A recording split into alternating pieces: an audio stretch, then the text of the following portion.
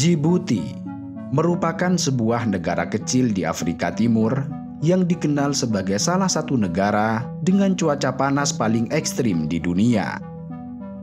Wilayah ini mengalami iklim subtropis yang panas serta gersang, sehingga di negara ini temperatur tinggi menjadi sebuah keniscayaan setiap tahun, dengan kisaran suhu harian rata-rata antara 32 hingga 41 derajat Celcius.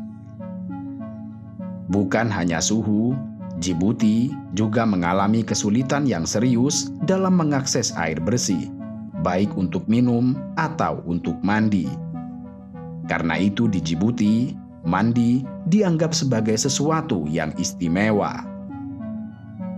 Lebih dari itu, terdapat sebuah kebiasaan di Djibouti, di mana penduduknya cenderung berbicara dengan volume yang sangat pelan.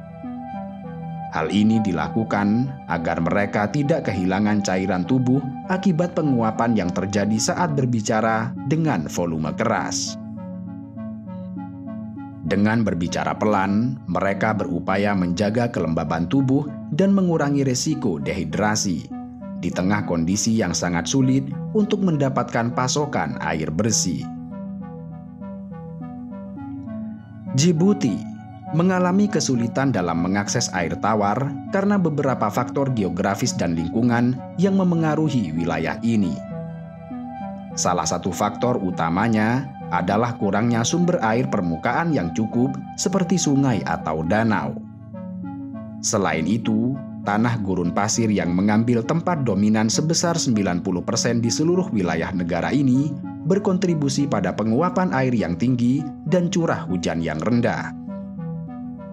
Hujan yang jarang dan tidak merata membuat cadangan air alami sangat sulit untuk diperbaharui dengan cepat. Minimnya pasokan air tawar di Djibouti memaksa penduduk untuk melakukan pengeboran sumur dan pengumpulan air hujan sebagai cadangan. Langkah ini dilakukan oleh masyarakat Djibouti sebagai alternatif dibandingkan harus membeli air tawar dengan harga yang sangat mahal. Kendati kurangnya akses air menjadi masalah yang serius bagi sebagian besar orang di Djibouti. Bagi beberapa orang, kondisi ini justru menjadi peluang bisnis, terutama di daerah-daerah yang minim pasokan air bersih.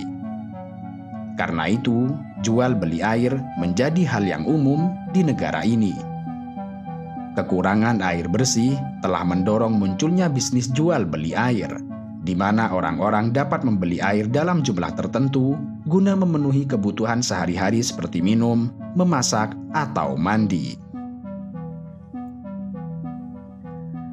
Di tengah terbatasnya akses terhadap air, sebetulnya Djibouti memiliki sebuah danau yang terkenal, yang disebut Danau Asal. Danau ini terkenal karena merupakan wilayah terendah di dunia dengan ketinggian sekitar 155 meter di bawah permukaan laut. Danau Asal terletak di cekungan tektonik di lembah Rif Afrika Timur yang juga merupakan bagian dari perpanjangan Laut Merah.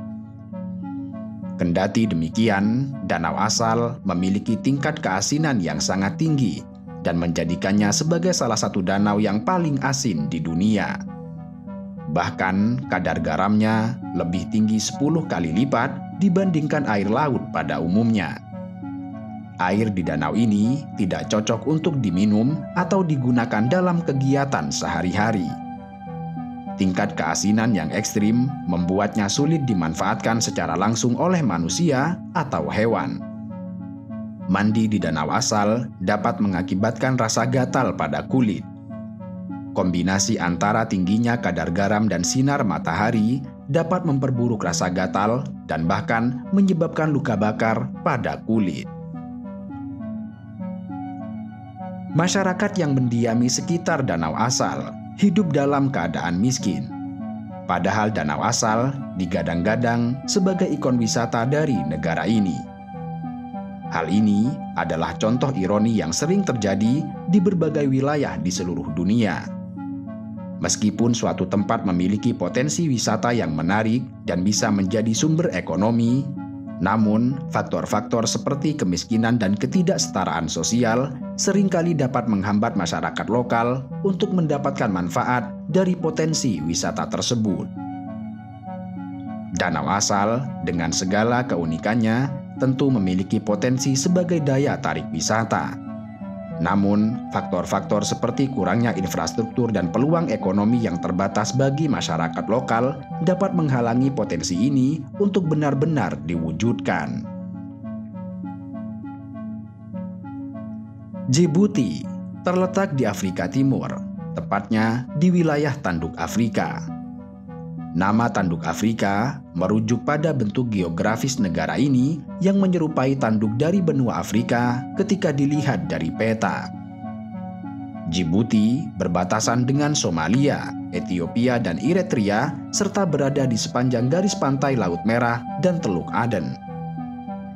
Djibouti dengan populasi sebanyak 1.106.000 penduduk memiliki dua bahasa resmi, yaitu bahasa Arab serta bahasa Perancis. Bahkan sebagian besar penduduk di negara ini adalah penutur bahasa Arab Fasih. Adapun bahasa Somalia dan bahasa Afar menjadi bahasa pergaulan yang digunakan sehari-hari. Bahasa merupakan cermin dari sejarah, budaya, dan agama suatu masyarakat.